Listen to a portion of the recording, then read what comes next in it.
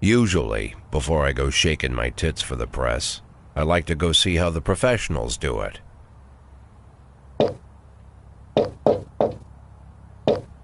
Some might say the chief of police has no business in an institution like this, but in fact it's the quietest and safest place in town. You won't run into any reporters, nobody gets into any fights, nobody drinks too much, nobody even raises their voice. The place is owned by an elderly gentleman who knows how to keep things under control. That's why I never invite my friends here. I wanted to make an exception for my 60th birthday, but most of my colleagues are young enough to be my sons, and they'd rather just hire prostitutes. Why stare at some boobs when you can take the whole package for yourself? But there's none of that in our club. Even looking too long is considered indecent. You can get an occasional glimpse, like by accident, that you're immersed in conversation, or just come by for a drink. Doesn't mean these gentlemen wouldn't want their bald heads smothered in tits. It's just that nobody says it out loud. My younger colleagues might call it hypocrisy, but I call it the good old-fashioned manners. Good manners and leave the rest unsaid. She agrees to unbutton her blouse, and we agree not to pay too much attention. The girls are on a quiet prowl, too. They're looking for a way out of their cramped rooms. Maybe make friends with some wealthy patron with a pacemaker and dentures. Everybody wants something. But we have to control ourselves, or we'll all turn into libertines and prostitutes. Hell, if there weren't any rules, I'd be belching and farting, jumping up on the table, arms held high, yelling, "Shake it, baby!"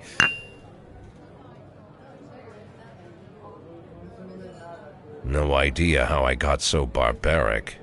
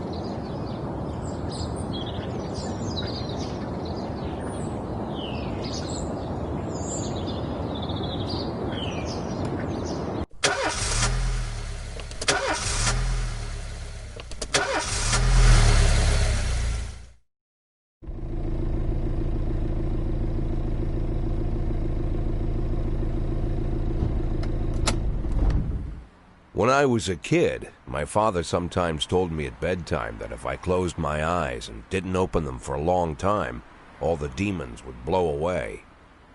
Yesterday I turned 60, but I still take his advice. Not because I'm sentimental or want to keep the memory of my father alive. I just can't think of a better solution. To get away from all the demons that haunt Freeburg, I'd need to wear a blindfold 24/7. Plus, it's a good idea to act blind when talking to reporters. At least that's what my colleagues say. They're afraid of press conferences. But for me, it's more like a confessional. No matter what lies you tell, you're privately thinking the honest answers. It helps me remember who I am. The fact that I'll be reading all about it in the papers tomorrow is a small price to pay. Call it penance for the preacher.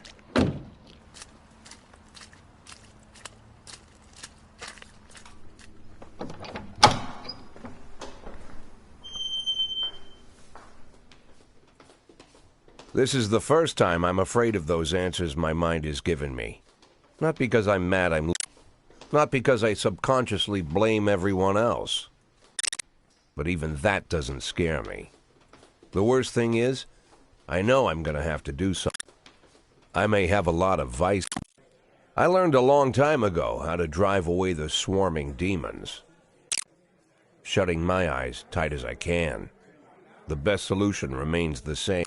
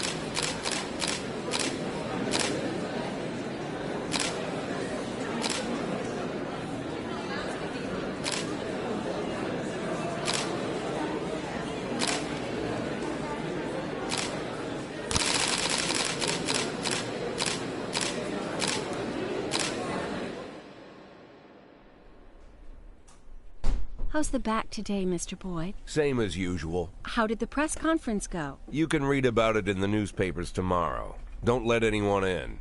Even Mr. Kendrick? Especially Mr. Kendrick.